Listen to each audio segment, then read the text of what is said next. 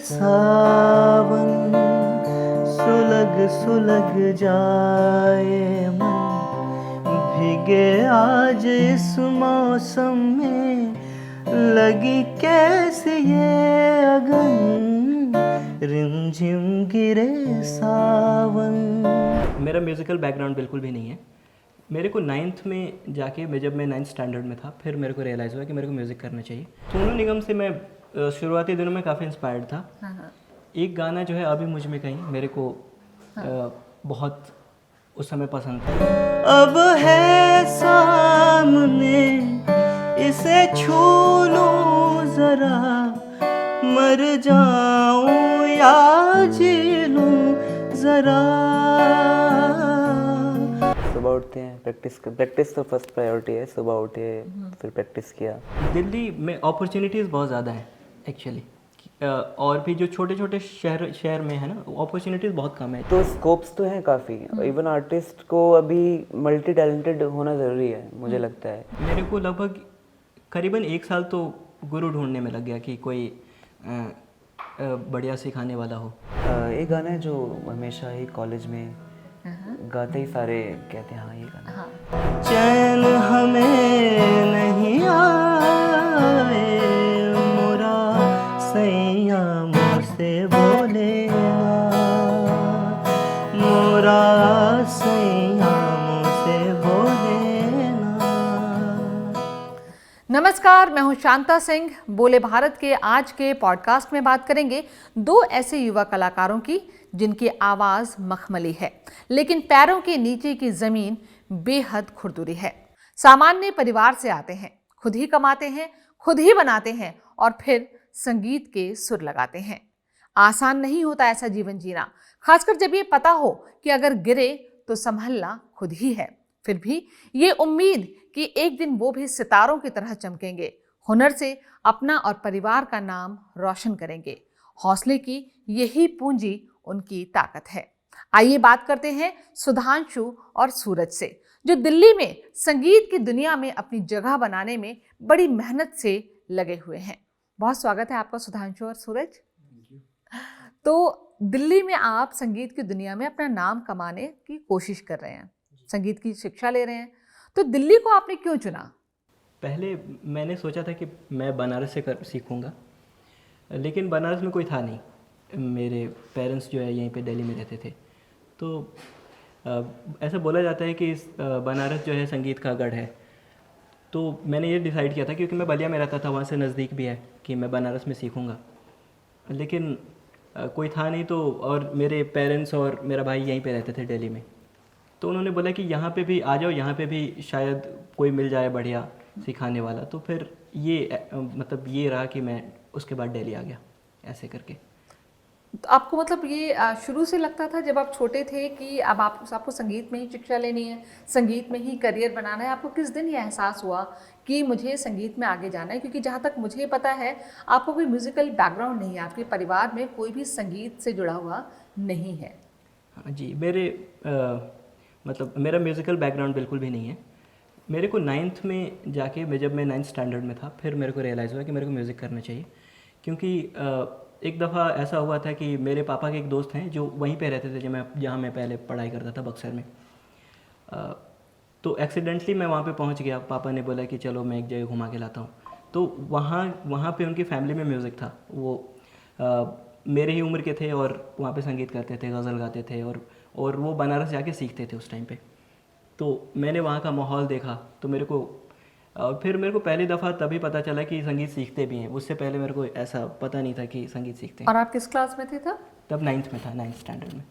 तो फिर मैंने वहाँ से डिसाइड किया कि मेरे को म्यूज़िक करना है। मैंने पापा से बताया कि संगीत में ही मैं आगे बढ़ना चाहता हूँ। तो उन्होंने कहा कि ठीक है, क्योंकि आपके परिवार में तो कोई संगीत से नहीं आता है। हाँ, मेरे पापा को गाने का शौक़ है। वो म्यूज़िकल बैकग्राउंड तो नहीं है, पर मेरे पापा संगीत प्रेमी है बहुत बड़े। तो उन्होंने बिल्कुल अग्री किया इस बात को कि ठीक है, तुम म्यूज़िक सीखो और इसमें आगे करो। मेरे फैमिली की तरफ से पूरा सपोर्ट रहा। तो जब आपने कहा, तय किया कि आपको भाई संगीत में अपना नाम मतलब कमाना है या करियर बनाना है, तो कोई गाना था जो आपको लगता था कि बड़ा पसंद है, जो आप उस वक्त आपने नया नया गाना शुरू किया है, जो आपके दिल के करीब रहा हो, वो आप कुछ गा के सुनाना चाहेंगे? एक्चुअली एक सोनू निगम से मैं शुरुआती दिनों में काफ़ी इंस्पायर्ड था। हाँ। एक गाना जो है अभी मुझ में कहीं, मेरे को बहुत उस समय पसंद था, उस समय बहुत सुना था, मैं बहुत रिपीट पे सुनते रहता था वो गाना। काफी फेमस भी हुआ था वो हाँ, गाना। तो 2011 में वो गाना रिलीज़ हुआ था एक्चुअली। तो उस गाने से काफ़ी इंस्पिरेशन मिली और मेरे को ये लगा कि म्यूज़िक करना चाहिए। तो आगे बढ़ने से पहले उस गाने की कुछ लाइनें अगर हो जाए तो। ठीक।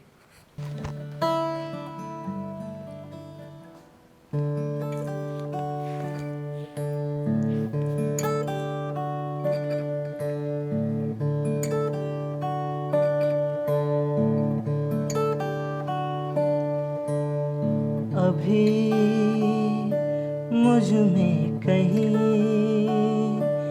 बाकी थोड़ी सी है जिंदगी, जगी धड़कन नई, जाना जिंदा हूँ मैं तो अभी। कुछ ऐसी लगन इस लम्हे में है, ये लम्हा कहाँ था मेरा, अब है सामने इसे छू लूं जरा, मर जाऊं या जी लूं जरा, खुशियाँ चूम लूं या रो लूं जरा, मर जाऊं या जी लूं जरा। क्या बात है, बहुत ही खूबसूरत। तो ये गाना आपका फेवरेट गाना था जब आप छोटे थे? जी बिल्कुल। तो इसके बाद आपने तय किया कि आपको दिल्ली आना है। जी। लेकिन दिल्ली की लाइफ तो बहुत मुश्किल थी, मतलब मुश्किल है। आप जहाँ से उठ के आए, परिवार साथ में नहीं, तो यहाँ का स्ट्रगल कैसा रहा? मतलब क्या किया आने के साथ? आपने कहीं एडमिशन लिया और किस तरह की आपको स्ट्रगल या किस तरह का संघर्ष आपको देखना पड़ा? जब मैं दिल्ली आया था, बिल्कुल जब नया नया, मैं 2015 में आया था दिल्ली, तो मेरे को लगभग करीबन 1 साल तो गुरु ढूंढने में लग गया कि कोई बढ़िया सिखाने वाला हो। तो वो एक शुरुआती दिनों का स्ट्रगल रहा कि कोई गुरु मिल नहीं रहे थे, अगर मिल भी रहे थे तो वो पसंद नहीं आ रहे थे, क्योंकि कहीं ना कहीं म्यूज़िकल सेंस डेवलप हो गई थी, क्योंकि सुनता मैं बहुत ज़्यादा था उस टाइम तक, क्योंकि डिसाइड कर लिया था कि म्यूज़िक करना है, तो सुनता बहुत ज़्यादा था। तो एक समझ पैदा हो गई थी कि मतलब एक आर्टिस्ट का लेवल क्या होना चाहिए, ऐसा करके। तो ये शुरुआती दिनों का स्ट्रगल था। फिर बाद में जब सीखना शुरू किया तो एक ये भी था कि काफ़ी देर हो गई थी म्यूज़िक सीखने में। हाँ। क्योंकि तब आप कितने साल के थे?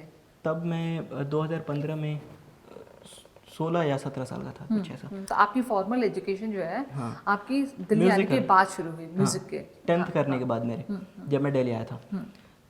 तो एक ये भी था कि बहुत देर कर दिया, क्योंकि अगर किसी को म्यूजिशियन बनना है तो ऐसा है कि बचपन से सीखो, 3 साल 4 साल की उम्र से सीखना शुरू कर दो, तो बड़े होने पे वो बात गले में आएगी। तो ये एक दूसरा स्ट्रगल था।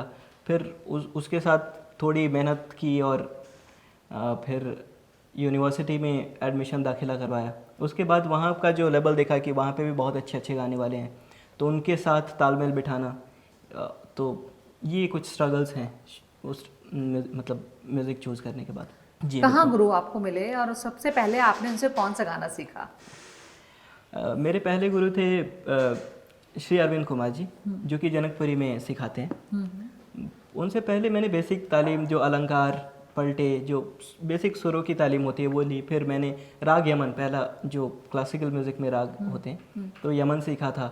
फिर उनसे मैंने करीबन 2016 में मैंने ज्वाइन किया था। 16 से 19 तक उनके पास सीखा मैंने। और उसके बाद जब मेरे 18 में जब मैं यूनिवर्सिटी में मेरा दाखिला हुआ था, बीए म्यूज़िक, जब मैंने दिल्ली यूनिवर्सिटी में। दिल्ली यूनिवर्सिटी में। उसके बाद उसके 1 साल बाद 2019 में श्री अलीश मोहन जी से मैंने सीखना शुरू किया, जो कि यहाँ पे अभी दिल्ली में ही बहुत बड़े नाम हैं क्लासिकल म्यूज़िक, और हर तरह की चीज़ें गाते हैं, ठुमरी कजरी। उनसे मैंने सीखना शुरू किया और अभी अभी मैं उनसे सीख रहा हूँ अभी फ़िलहाल। तो क्या वो जो खाई थी, क्योंकि आपने लेट सीखना शुरू किया, जी बच्चे जहाँ 3 या 4 साल की उम्र से सीखना शुरू कर देते हैं, आपने 16 साल की उम्र से जी सीखना शुरू किया, जी तो उस खाई को पाटने में आपको कितना समय लगा? मतलब वो वाकई मुश्किल दौर रहा होगा। बिल्कुल बिल्कुल। अभी तो कर ही रहे हैं, अभी वो चीज़ भर ही रही है, वो जो खाई थी आप जैसे बता रहे हो। तो सुधांशु, जब आप दिल्ली आए और आपने एडमिशन लिया, तो एक तरीके से आपकी संगीत के क्षेत्र में एक फॉर्मल एजुकेशन शुरू हुई। जी तो किस तरह के चैलेंजेस आपने फेस किए? क्योंकि आपका तो पढ़ाई जो है, संगीत की शिक्षा ही 16 साल की उम्र में शुरू हुई, और आपका मुकाबला था ऐसे बच्चों से जो 3 या 4 साल की उम्र से सीख के आ रहे थे। तो क्या चैलेंजेस थे जो आपने फेस किए और आपने उनको ओवरकम कैसे किया, कैसे फेस किया? जी, मैंने सीखना 2015 या 16 में शुरू किया था। तो मैं जहाँ पे पहले सीखता था वहाँ पे वो एक म्यूज़िकल इंस्टीट्यूट है, तो वहाँ पे हर तरह के लोग आते हैं जो म्यूज़िक के लिए सीरियस हैं भी और नहीं भी हैं, हॉबी के तौर पे भी लोग सीखने आते थे। तो मैं तो सीरियस था क्योंकि मेरे को करियर परस्यू करना था इसमें। तो मैं औरों से बेहतर था वहाँ पे पर्टिकुलरली वहाँ पे औरों से बेहतर था। और जब मेरा दाखिला यूनिवर्सिटी में हुआ तो जैसे होता है ना, मेंढक का कुआं बाहर आया तो उसने पूरी दुनिया देखी। तो वहाँ पे बहुत आला दर्जे के म्यूजिशियंस सब मेरे बैच में ही बहुत अच्छे अच्छे। एक मेरा दोस्त है आकाश शर्मा जो कि बचपन में इंडियन आइडल में रह चुका है, वो टॉप 6 तक आया। और भी मेरे बैच में और भी बहुत सारे हैं जो बहुत अच्छा गाते थे, उनकी तालीम बचपन से ही चली आ रही थी। तो बहुत इनसिक्योरिटी फील हुई और बहुत ऐसा लगता था कि वो दौर मेरा जो था वो बहुत मुश्किल था मेरे लिए। फिर मैंने जब अपने दूसरे गुरु उनके पास सीखना शुरू किया, श्री अलीश मोहन जी के पास, तो थोड़ा कॉन्फिडेंस बिल्ड होना शुरू हुआ कि क्योंकि उन्होंने और मेरे बहुत सारे दोस्तों ने भी जो मेरे से बहुत बेहतर थे, उन्होंने बहुत अच्छे से गाइड किया कि साथ साथ उनके साथ बैठ के प्रैक्टिस करना, बहुत सारी चीज़ें सीखना, सबसे कुछ ना कुछ सीखा।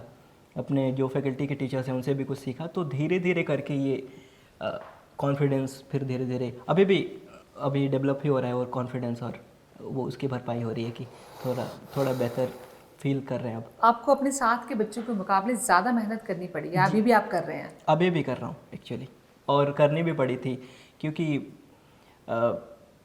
जो बचपन से सीख रहा है वो बहुत आगे आगे मतलब वो बहुत एडवांस लेवल के म्यूजिशियंस है, और मेरे को वहाँ तक पहुँचने में भी शायद और भी वक्त लगेगा। तो उसके लिए मेहनत तो करना पड़ा था। तो आपने काफ़ी मेहनत की अपने आप को वहाँ दूसरों के बराबर लाने में, ताकि आप अपने जो है संगीत को बेहतर बना सकें। जी तो इसी बात पे चलिए, अब एक बार थोड़ा सा सुर हो जाए, एक गाना हो जाए। बिल्कुल।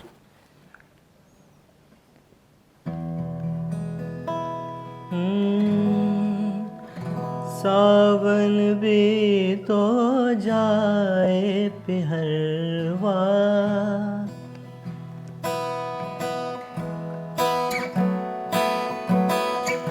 सावन भी तो जाए पिहरवा, मन मेरा घबराए, मन मेरा घबराए। ऐसो गए परदेस पिया तुम, ऐसो गए परदेस पिया तुम, चैन हमें नहीं आए, चैन हमें नहीं आए। मोरा सैया मुझसे बोले ना, मोरा सैया मुझसे बोले ना।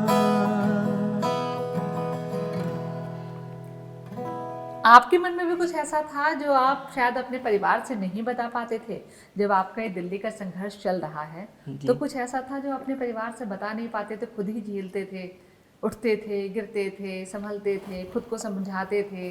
बहुत सारे डर रहते हैं ना मन में जी कि क्या कैसे।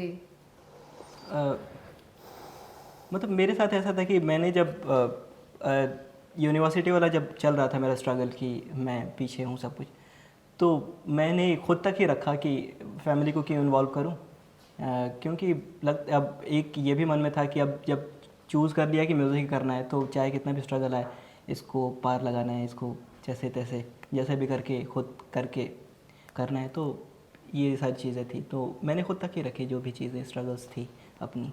किस तरह के स्ट्रगल रहे हैं, क्योंकि आप अकेले रहते हैं, पढ़ाई करना, अपना सारा काम खुद करना, संगीत अपने आप में घंटों की साधना मांगता है, जी तो जी। ये आप कैसे मैनेज करते हैं? वैसे तो मेरी फैमिली रहती है अभी यहाँ पे दिल्ली में, कभी कभी मम्मी चली जाती है गांव पे और ऐसे, तो मैनेज करते हैं खुद ही। खाना बनाना सीखा बहुत पहले से, सीख लिया था जब दिल्ली आए थे। तो तब मम्मी नहीं रहती थी, तब उस समय गांव पे रहती थी, पापा साथ में रहते थे। तो पापा ने ही कुछ चीज़ें रोटी वोटी बनाना सिखाया, और साथ में जब उसके बाद दिल्ली आए तो सब कुछ सीख लिया।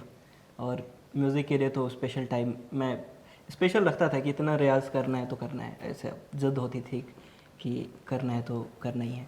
तो क्या रहता है आप लोगों का रूटीन? आपसे भी जानना चाहूँगी सूरज कि सुबह से लेकर रात तक आप लोग का रूटीन क्या रहता है? कब क्या करते हैं? कब आपको खाना बनाना है, कब आपको बर्तन धुलने हैं, कब आपको कॉलेज जाना है, कब संगीत का रियाज करना है, ये कैसे होता है?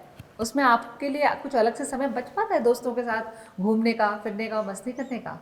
बहुत कम टाइम बच पाता है। सुबह उठते हैं, प्रैक्टिस तो फर्स्ट प्रायोरिटी है। सुबह उठे, फिर प्रैक्टिस किया, फिर खाना बनाया, फिर कॉलेज भी जाना है, फिर आना है, फिर शाम का भी देखना है खाना, फिर उसके बाद फिर प्रैक्टिस करनी है। तो दोस्तों के साथ तो कम टाइम ही होता है, बट एक दो दिन निकाल ही लेते हैं जैसे तैसे।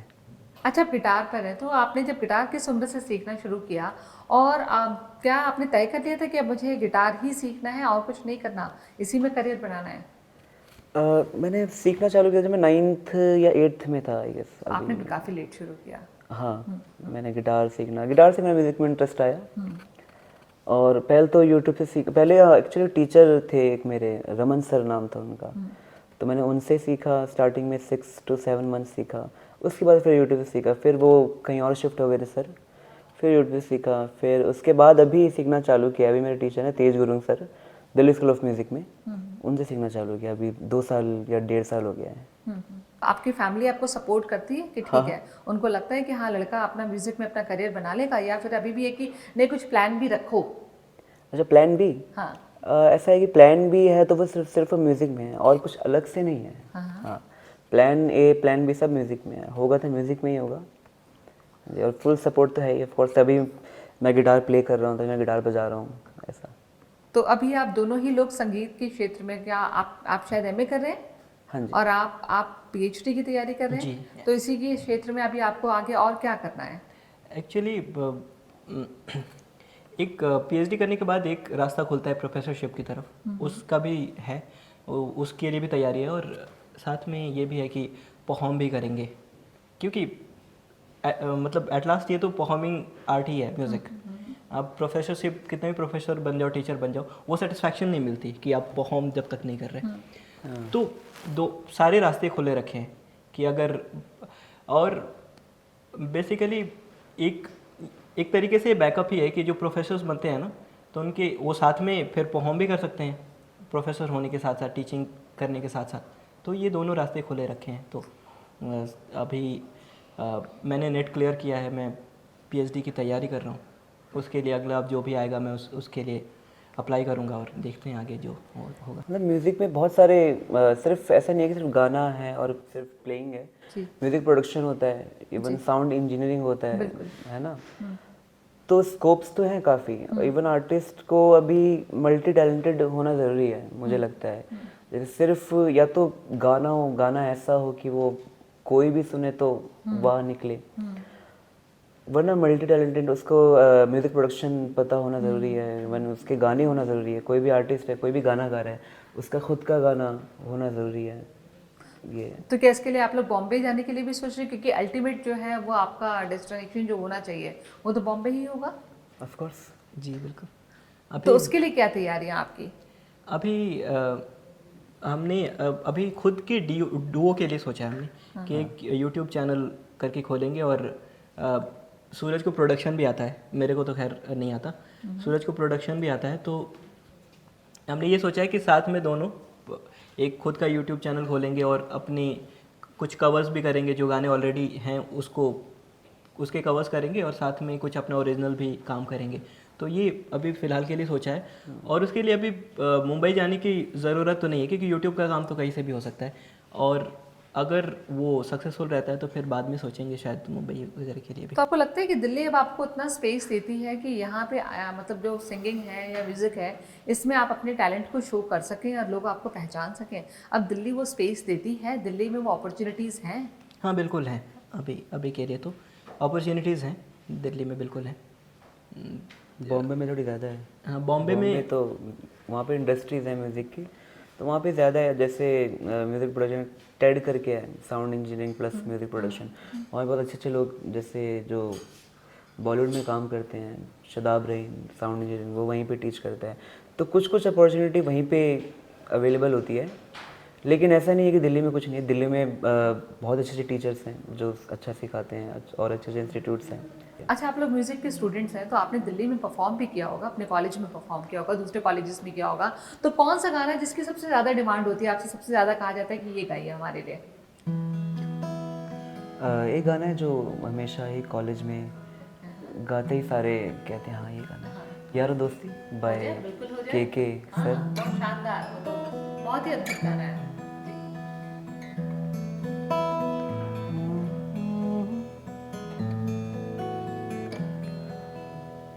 अरे यारो दोस्ती बड़ी हसीन है, ये ना हो तो क्या फिर बोलो ये जिंदगी है, कोई तो हो राज़दार बेगरज तेरा हो यार, कोई तो दिलबर हो यार।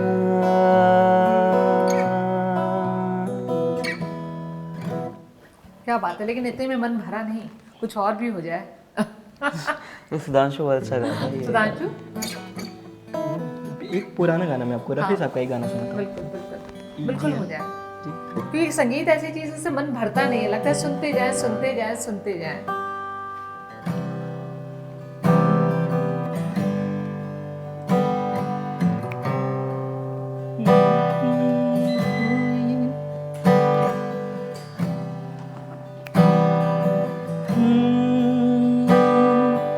कोई किसी को चाहे तो क्यों गुनाह समझते हैं लोग, कोई किसी की खातिर तड़पे अगर तो हंसते हैं लोग, ये बेगाना आलम है सारा, यहाँ तो कोई हमारा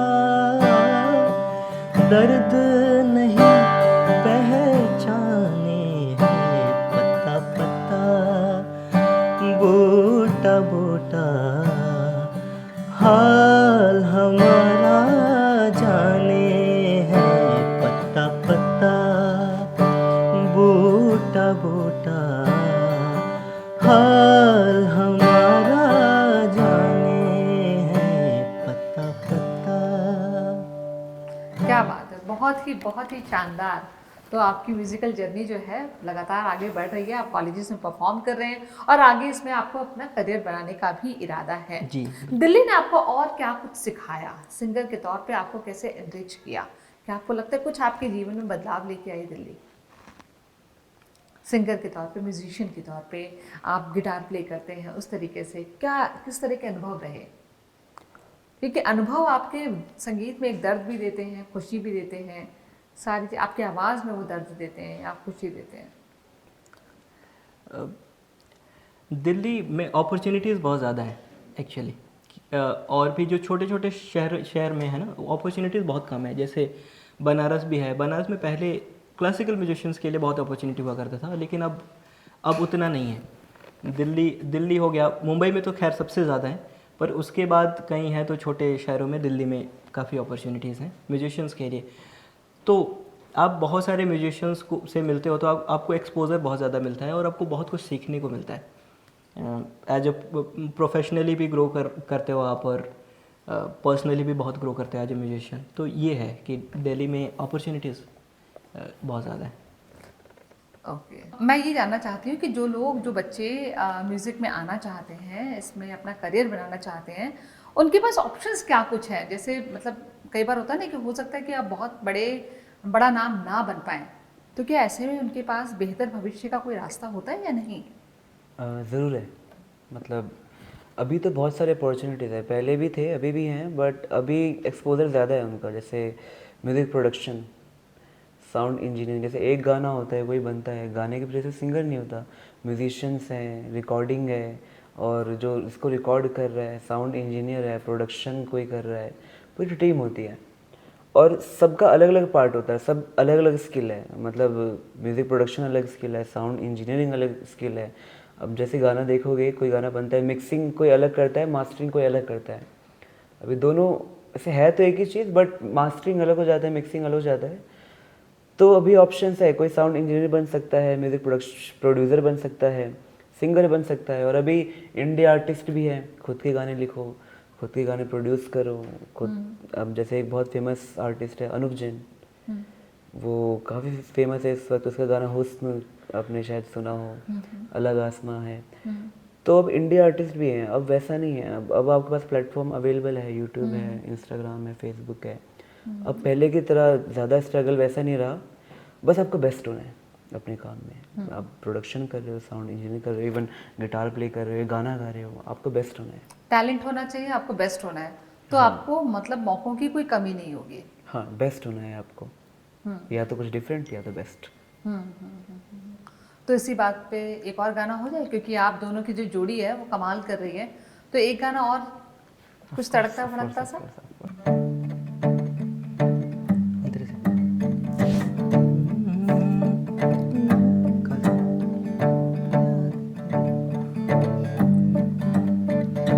याद तेरी आने लगी, जान जाने लगी है, होके जुदा क्यों तू मुझे आजमाने लगी है।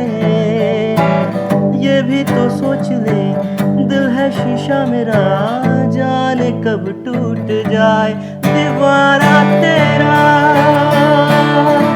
तुझे ही बुलाए ये मर्जी तेरी, तू आए ना आए दीवाना तेरा, तुझे ही बुलाए ये मर्जी तेरी, तू आए ना आए।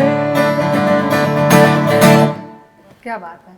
अच्छा, एक चीज़ और बताइएगा, ये तो आप मतलब बहुत सीरियस टाइप की बातें हो गई, कुछ टाइम आपका अपना भी होता होगा जब आप दोनों की जोड़ी नॉर्थ कैंपस में घूम रही होती है, मस्ती कर रही होती है, तब आप कौन सा गाना गुनगुनाते हैं? क्या मूड के हिसाब से कोई गाना जो आपको बड़ा पसंद हो गुनगुनाते हो, मौसम के हिसाब से कोई गाना हो जो आप गुनगुनाते हो? जी, मतलब मोस्टली जो यंगस्टर्स को पसंद होते हैं गाने, उस तरह के गाने गाते हैं। जो चल रहे होते हैं, कंटेम्प्रेरी मतलब हिट्स होते हैं अभी के टाइम के। अच्छा, एक चीज़ और बताइएगा, मैं जैसे आपसे गाने की डिमांड कर रही हूँ, हाँ। तो ऐसा तो आपके घर में भी होता होगा, मोहल्ले में भी होता होगा, रिश्तेदारों में भी होता होगा, कॉलेज में भी होता होगा कि भाई कुछ गाना सुना दो, आप दोनों को देखा नहीं कि भाई गाना सुना दो भाई, ऐसा होता है क्या? घर में तो बहुत कम होता है, क्योंकि सुन सुन के बोर हो गए वो। घर की मुर्गी बहुत दाल सुन बराबर लिया है। है। हाँ। अच्छा। कॉलेज में होता है, हाँ। कॉलेज में जाते हैं दोस्त, जैम करते हैं आपस में, तो वहाँ पे होता है कि चलो तुम, बहुत टाइम बाद मिलते हैं क्योंकि, हाँ। तो होता है ऐसा। लेकिन रिलेटिव्स कॉलेज में भी में होता है, क्योंकि वो उनको सुना होता है कि यहाँ गाना गाता है तो सुनाओ, ऐसे करके बोलते हैं। और आप सुनाते हैं? हाँ जी बिल्कुल, हमारा तो काम ही यही है। अरे वाह, क्या बात है, तो सब जगह आपके फैंस हो जाते हैं। ठीक चीज़ और बताइएगा, क्योंकि आप इस प्रोफेशन में हैं, ये सीख रहे हैं, जी। तो आपके अंदर से भी इच्छा होती है कि मौसम अच्छा हुआ नहीं कि आपके मुंह से कुछ गाना निकल पड़ा, आप कहीं भी गुनगुना रहे हैं, मेट्रो में बैठे हैं तो भी गुनगुना रहे हैं, बाहर अगर आप पार्क में बैठे हैं तो भी गुनगुना रहे हैं, कहीं कुछ, तो ऐसा होता है क्या? तो फिर किस तरह के गाने आप दोनों गाते हैं? ऐसा बिल्कुल होता है। जैसे आप, और अगर किसी लड़की को देखा तो कोई गाना याद आता है कि नहीं, हाँ हाँ, या अभी उससे दूर है? तो कई बार ऐसा भी होता है, मान लो कोई सामने वाला पर्सन है, वो बहुत सीरियस बात कर रहा है और मन में गाना बज रहा होता है, उस वक्त उसकी बात पे ध्यान नहीं, तो पता है ऐसे, हाँ हाँ ठीक है ठीक है ठीक है। बहुत बार ऐसा भी होता है। और मौसम के हिसाब से ऑफ कोर्स होता है, गाना आता है मन में। तो दिल्ली में तो अब मानसून आ चुका है? तो एक कोई बारिश पर गाना हो जाए, रोमांटिक मौसम है, आई होप बिल्कुल। आपको कोई गाना याद होगा।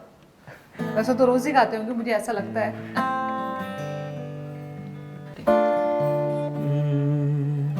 रिमझिम गिरे सावन, सुलग सुलग जाए मन, भीगे आज इस मौसम में, लगी कैसे ये अगन।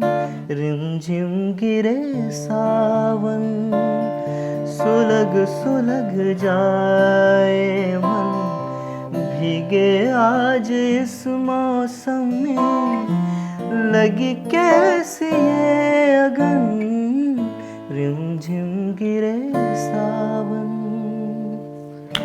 बहुत बढ़िया, बहुत बढ़िया। थैंक यू सो मच आपका हमारे स्टूडियो में आने के लिए और इतने खूबसूरत गीत गाने के लिए, और साथ ही अपने एक्सपीरियंसेस, अपने संघर्ष की कहानी को शेयर करने के लिए, जिसे आई एम श्योर बहुत सारे लोग प्रेरणा लेंगे और ये देखेंगे कि कैसे आप संघर्ष करें तो आप अपने पैरों पर खड़े हो सकते हैं बिना किसी की मदद लिए। सेल्फ मेड होना शायद इसे ही कहते हैं। बोले भारत की इस वीडियो में फ़िलहाल इतना ही। जल्द मुलाकात होगी एक नए वीडियो के साथ, तब तक के लिए नमस्कार।